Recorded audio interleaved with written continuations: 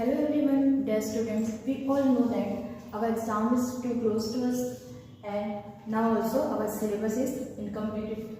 So this one as a crash course, we are going to study about the English today.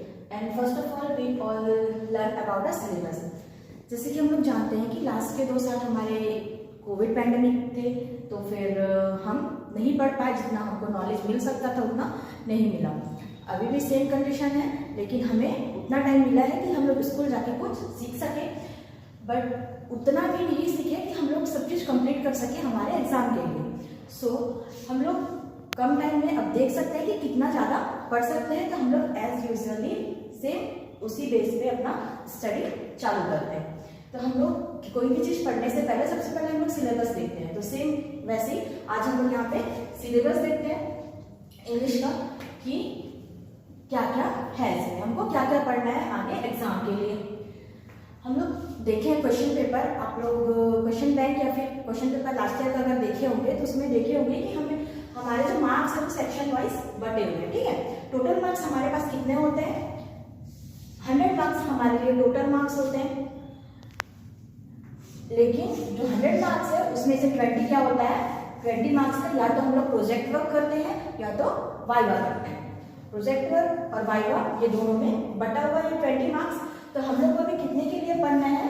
और total जो 20, 30 and 30 80 marks के लिए। तो हम लोग को पूरा फोकस इस पे करना है अभी 80 मार्क्स के लिए, क्योंकि हम लोग अपना प्रोजेक्ट एंड वाइवा दे चुके हैं। तो हम लोग को 80 मार्क्स हम लोग कैसे फुलफिल कर सकते हैं, अपना 80 मार्क्स कैसे अचीव कर सकते हैं सब चीज पढ़ के। देखते हैं हम लोग हमारा फर्स्ट सेक्शन जो है रीडिंग कंपैरिजन। तो फिर रीजनिंग कॉम्प्रिहेंशन जो कि 20 मार्क्स में है, section B writing skill 30 marks and section C literature 30 marks. तो ये और टोटल कितने हो गए? 80 मार्क्स। और हमको इस पे ही पहले स्टडी करना है रीडिंग कॉम्प्रिहेंशन, राइटिंग स्किल और फिर literature text. Reading comparison it means जिस पे रीडिंग कॉम्प्रिहेंशन हम लोग देखते हैं सेक्शन ए। रीडिंग कॉम्प्रिहेंशन में क्या आता है मेन चीज, यहाँ हम लोग अपना रीडिंग कैपेसिटी भी चेक कर सकते हैं और आप पढ़ के क्या समझ सकते हैं ये भी हमको देखना है ना। इसलिए यहाँ पे क्या दिया हुआ है? अनसीन पैसेज दिया हुआ है, नोट मेकिंग एंड समरी। ठीक है, सेक्शन सी में है यहाँ अनसीन पैसेज जो हम लोग पढ़ते आ रहे हैं। पैसेज आप पढ़ रहे होंगे 8, 9 से, है ना।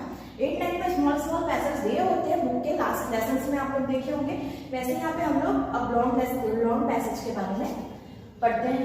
लॉन्ग पैसेज दिया होता है, वहां से क्या होता है हम लोग को आंसर्स जो है ढूंढ के निकालने होते हैं। तो 1 लाइन आंसर्स होता है, शॉर्ट आंसर होते हैं, वेरी शॉर्ट आंसर होते हैं और ऑब्जेक्टिव होते हैं। हम लोग क्या करते हैं, जो पैसेज है उसको बहुत अच्छे से रीड करते हैं, उसको अंडरस्टैंड करते हैं, देन उसके बाद वहां से आंसर ढूंढ के निकालते हैं। तो टोटल कितने मार्क्स के आते हैं? पैसेज के क्वेश्चंस हम लोग को 12 मार्क्स के आते हैं। तो हम लोग ये कब अचीव कर सकते हैं? जब हम लोग ये चीज को अच्छे से पढ़ रहे हैं और समझ रहे हैं, तब हमारे यहाँ पे 12 मार्क्स आएंगे। तो यहाँ पे हमारे रीडिंग कॉम्प्रिहेंशन में अनसीन पैसेज फर्स्ट होता है। तो हम ये देख के समझ रहे हैं, हमको समझ आ रहा है, देन हम जब वो पैसेज रीड करते हैं उसको अच्छे से अंडरस्टैंड करते हैं, समझते हैं उसको, देन वहां से इंपॉर्टेंट जो चीजें होते हैं हम लोग उसको क्या करते हैं? अंडरलाइन करते जाते हैं, ताकि हम लोग को इजी पड़े। क्यों? ताकि हम लोग जो क्वेश्चंस पूछे गए हैं पैसेज के एंड में वो हम लोग अच्छे से आंसर कर सके। उसके लिए सबसे पहले जरूरी कि हम उसको समझें, है ना। जब तक हम समझेंगे नहीं हम उसका आंसर नहीं दे सकते। So first of all we have to understand all the passage very well, then only we can give our answers. And next, ये पैसेज के अगर आप लोग दो एडवांटेज है पैसेज समझने के, और अंडरलाइन अगर आप लोग कर लिए तो अनसीन पैसेज पे ही आपको क्या करना है? समरी लिखना है ना। तो समरी में आप लोग क्या लिखते हैं? जो अनसीन पैसेज है उसको स्मॉल करके लिखते हैं, अनसीन पैसेज जो है उसको छोटा करके लिखेंगे आप लोग। तो इसके लिए क्या जरूरी है? अनसीन पैसेज का जो इंपॉर्टेंट सारे जो वर्ड्स हैं, सेंटेंस है, उसको आप लोग अंडरलाइन करें। साथ ही साथ आप लोग वर्ड्स को भी ध्यान देंगे, क्योंकि वर्ड्स आप लोगों को क्या में काम आएगा? नोट मेकिंग में। ओके, जो आप लोगों को पैसेज का ही जो वर्ड है और सेंटेंस दोनों चीज काम आने वाला है। क्यों? क्योंकि हम लोग जो सेंटेंस है वो समरी में यूज कर सकते हैं और जो इंपॉर्टेंट वर्ड्स है हम लोग नोट मेकिंग में यूज कर सकते हैं। तो समरी के लिए आप पैसेज का जितने इंपॉर्टेंट जो लाइन है अंडरलाइन करेंगे तो आप लोग को इजी पड़ेगा ये समरी बनाने को। देन उसके बाद इस समरी और इस पैसेज से आप लोग क्या कर सकते हैं, नोट मेकिंग बना सकते हैं। जैसे आप लोग अनसीन पैसेज ही है जो आप लोग रीड कर रहे हैं, अंडरलाइन कर रहे हैं मेन जो सेंटेंस है उसको, ठीक है, मेन सेंटेंस। तो उसी में से आप लोग नोट भी बना सकते हैं, फर्स्ट पॉइंट, सेकंड पॉइंट और थर्ड पॉइंट। जैसे एक फॉर एग्जांपल है, जैसे हम लोग पॉल्यूशन पे हमारा पैसेज आया हुआ, अनसीन पैसेज जो है पॉल्यूशन पे आया हुआ है, ठीक है। तो पॉल्यूशन पे 3, 4 फॉर एग्जांपल 3 हम लोग ले लेते हैं कि जैसे air pollution, water pollution and land pollution. ये पॉल्यूशन पे ये जो तीनों पॉल्यूशन एक साथ यहाँ पैसेज में दिया हुआ है पैराग्राफ वाइज, और फिर उसी को आप लोग स्मॉल करके लिखे समरी में। लेकिन ये तीनों जो पॉल्यूशन है वो एक ही साथ दिया हुआ है पैसेज में, उसको आप लोग को अलग करके क्या लिखना है। जैसे यहाँ पे हो गया air pollution, water pollution and land pollution, ठीक है। ये तीनों चीज आप लोग यहाँ पे लिख लिए नोट मेकिंग में, अलग अलग इसको पॉइंट करके, ओके। देन इसी पॉइंट में एयर में क्या क्या इंपॉर्टेंट है, वाटर में क्या क्या इंपॉर्टेंट है एंड लैंड में क्या क्या इंपॉर्टेंट है, आपको नोट किए वो चीज को ढूंढना पड़ेगा, ठीक है। देन एयर के लिए हवा कहाँ से पॉल्यूट हो रही है ना, अलग अलग हो गया, फैक्ट्रीज हो गया, गाड़ियां हो गई और बहुत सारी जो हमारे पास चीजें हैं, स्मोकिंग एंड ऑल, ये सब जो है हार्मफुल रहता है एयर पॉल्यूशन में, है ना। तो एयर पॉल्यूशन में ये सब हार्मफुल है। आप लोग को जैसे क्या बोले, factories, smoking and vehicles, okay, vehicles, ये तीनों चीज आप लोग लिख लिए एयर पॉल्यूशन है, ओके। देन इसको हम लोग एंड थर्ड चीज हम लोग को नेक्स्ट और क्या करना है, ये 3 चीज लिख लिए, तीनों चीज के अंडर में जो इंपॉर्टेंट वर्ड्स हैं वो छाट के आप लोग लिख लिए। देन उसके बाद वो इंपॉर्टेंट वर्ड का शॉर्ट फॉर्म, ठीक है, विच में we all known as a abbreviation, ठीक है। हमको एब्रिविएशन फॉर्म में लिखना है। जैसे फैक्ट्री का हो गया एफ और फैक्ट, देन स्मोक का स्मोक और फिर एस, ऐसे हम लोग इसको शॉर्ट फॉर्म बना के vehicles we can use as a veh और फिर डब्ल्यू, ओके।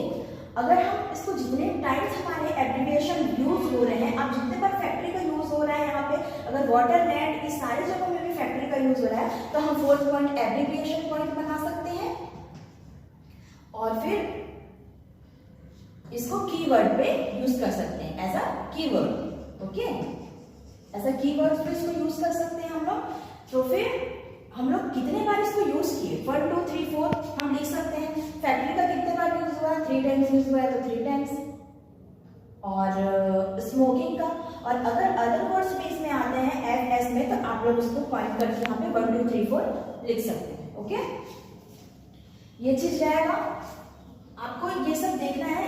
यहाँ पे मेन जो वर्ड्स आते हैं वो एब्रिविएशन आते हैं, और आपको वहाँ पे जब आप नोट मेकिंग कर रहे हैं तो एब्रिविएशन का वर्ड्स लिखना बहुत ही इंपॉर्टेंट है, ओके। नेक्स्ट हम समझ के ये चीज,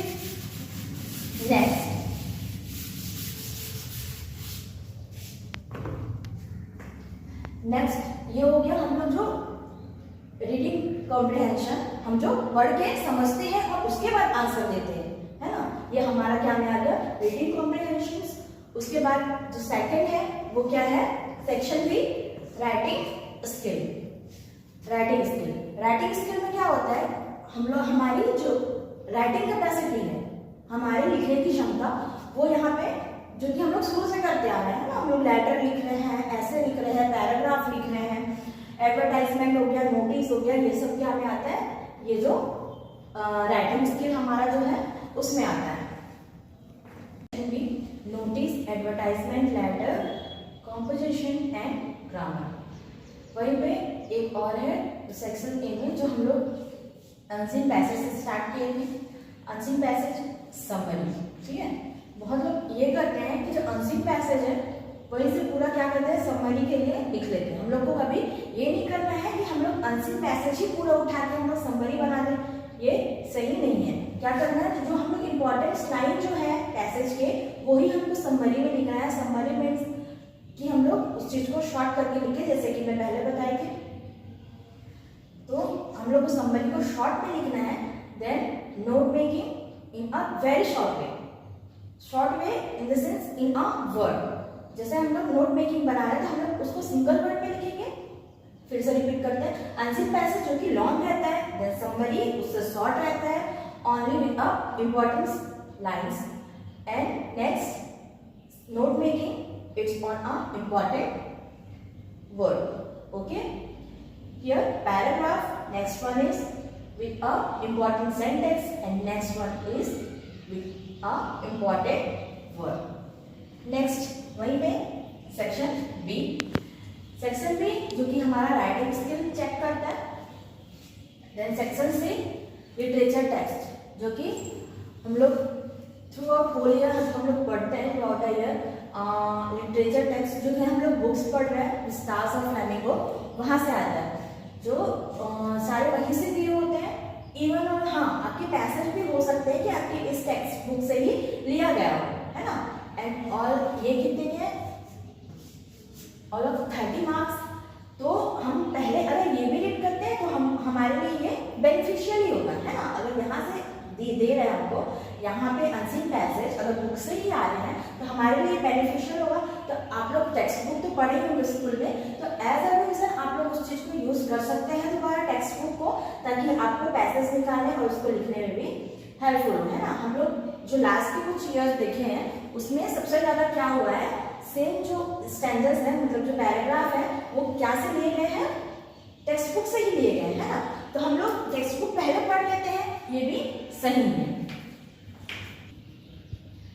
तो हमारे पास ये लिटरेचर टेक्स्ट है, जो कि आपके क्वेश्चंस जो लॉन्ग टाइप क्वेश्चंस है, शॉर्ट क्वेश्चंस है, ये सब का कहाँ से आते हैं, ये आपके लिटरेचर से आते हैं। तो लिटरेचर तो आप स्कूल में ऑलरेडी पढ़ ही चुके होंगे, एज अ रिवीजन हम लोग उसको फिर से यूज करेंगे। देन हमारे लिए ये जो सेक्शन ए जो अटेम्प्ट करना है हमको, वो भी इजी पड़ेगा, एंड सेक्शन सी ये भी इजी पड़ेगा हमारे लिए। ये अगर हम ये दोनों चीज को एक साथ कर ले रहे हैं तो हम half of our course complete कर ले रहे हैं, है ना। 50% तो हम यहीं से कर लेंगे अपना, जो 30 और 20 मार्क्स के हैं, जो रीडिंग कॉम्प्रिहेंशन है और फिर लिटरेचर टेक्स्ट, ये दोनों चीज अगर हम एक साथ करते हैं तो ये हमारे लिए बहुत ही ज्यादा बेनिफिशियल होगा, है ना। देन नेक्स्ट सेक्शन बी हम लोग देखते हैं, है ना। सेक्शन बी में क्या है, नोटिस एडवर्टाइज, जो कि आप लोग पहले से पढ़ते हैं, लेटर, कॉन्वर्सेशन एंड ग्रामर, है ना। ग्रामर, सीन, वॉइस, क्लोजेस, ये सब हम लोग शुरू से पढ़ते आ रहे हैं, है ना। हमको कुछ तो पता है ना ग्रामर के बारे में कि क्या होता है ग्रामर में। ये सब जो आपके सिलेबस में दिया हुआ है, वहां से ग्रामर 10 मार्क्स के हैं। कॉम्पोजिशन जैसा आप लोग लिखते हैं पैराग्राफ और फिर ऐसे, ये सब जो है हमारे लिए कॉम्पोजिशन में हम लोग ये सब जो लिख चुके हैं पहले, है ना। और नेक्स्ट है लेटर, 6th 7th से हम लोग लिखते आते हैं लेटर, है ना। एप्लीकेशन लिखते आते हैं, जब हम लोग धीरे धीरे हम लोग लेटर के बारे में भी हमको पता चलता है और हम लोग धीरे धीरे उसको लर्न करते आते हैं, है ना। हम लोग क्लास 9 से, हाँ लगभग क्लास 9 से हम लोग ये पढ़ रहे हैं। देन नेक्स्ट है notice and advertisement. Notice and advertisement, ये सारी चीजें हम लोग क्या कर चुके हैं, पढ़ चुके हैं ऑलरेडी। देन अगर अभी आप अपना स्टडी स्टार्ट करते हैं और आपको लग रहा है कि आप लोग कुछ नहीं पढ़े, देन जैसे यहाँ पे बता रहे हैं, आप ऐसे ट्राई करिए पढ़ने का, then it will be easy for you to achieve a good marks in your exam. So next हम लोग सेक्शन बी पे जाते हैं, नोटिस एंड एडवर्टाइजमेंट। फर्स्ट ये होते हैं 4 मार्क्स के, letter 6 marks, composition 10 marks and grammar 10 marks. तो हम लोग पढ़ चुके हैं, पर ग्रामर को लास्ट में पढ़ने की कोशिश करेंगे। और कॉम्पोजिशन में जैसे आप लोग ऐसे पैराग्राफ वगैरह लिखते हैं, वो सब तो आपको लिखना आता ही है, जो कि हम लोग 9th स्टैंडर्ड से पढ़ रहे हैं। लेटर ऑलरेडी पढ़ चुके हैं, नोटिस एंड एडवर्टाइजमेंट देखते हैं। नेक्स्ट नोटिस में आप लोग ये देख रहे हैं नोटिस में कि इसका फॉर्मेट, फर्स्ट हम लोग इसका फॉर्मेट देखते हैं। आप लोग जैसे कि नोटिस स्कूल से नोटिस आ रहा है तो स्कूल के नोटिस के फॉर्मेट में आप लोग देखेंगे सबसे पहले क्या होता है, स्कूल का नाम होता है, ठीक है, स्कूल का नाम होता है सबसे पहले। देन यहाँ पे बड़ा एंड कैपिटल लेटर, ठीक है, बड़ा और कैपिटल लेटर में यहाँ पे क्या लिखा होता है, notice. This one you have to use here or in capital letter, not small, okay, you have to use capital letter here. Then next matter, उसके बाद क्या लिखा होता है, सबसे पहले आप लोग नाम लिखेंगे, then notice हेडिंग डालेंगे, यहाँ पे आएगा अब पर्टिकुलर प्लेस जहां से नोटिस आ रहा है आपके लिए वहां का जगह का नाम होता है। देन नेक्स्ट यहाँ पे जो मैटर होता है वो होता है नेक्स्ट यहाँ पे इंचार्ज, ठीक है, वो नोटिस निकाल रहे हैं किसके इंचार्ज में निकल रहा है उनका नाम होता है यहाँ पे। देन यहाँ पे डेटा लिख सकते हैं, ओके, इतना कंफर्म है।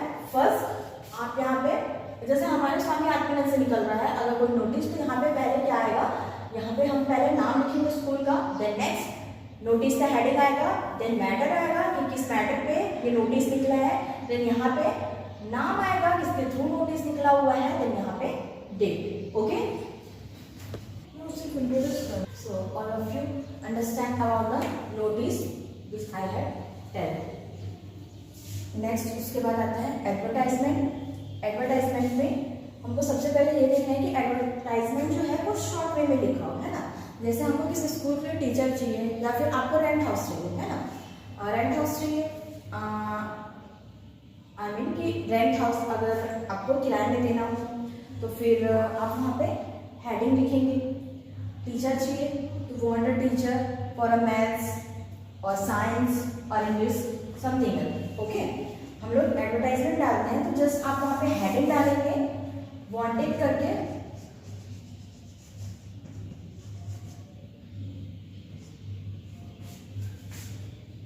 नेक्स्ट जो चाहिए होगा जिसके लिए भी आपको टीचर चाहिए वो सब्जेक्ट हम लोग यहाँ पे लिखेंगे, teacher for wanted, teacher for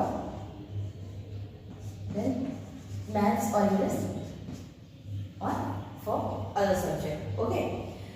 ऐसे ही हम लोग का एडवर्टाइजमेंट लिखना है। सेम ऐसे ही आप लोग सब हर चीज जो आपको रिक्वायरमेंट होगा उस टीचर के लिए वो हर चीज एज अ मैटर यहाँ पे लिखेंगे। ओनली इम्पॉर्टेंट पॉइंट्स हम लोग कभी भी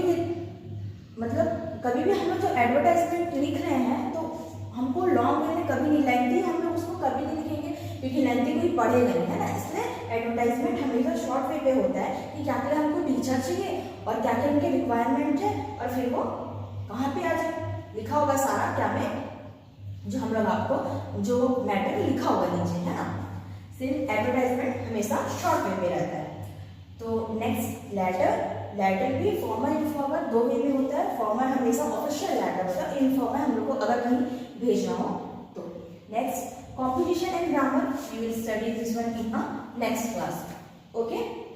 सो अभी जितना मैं समझाई आप लोग को आप सब समझे ना।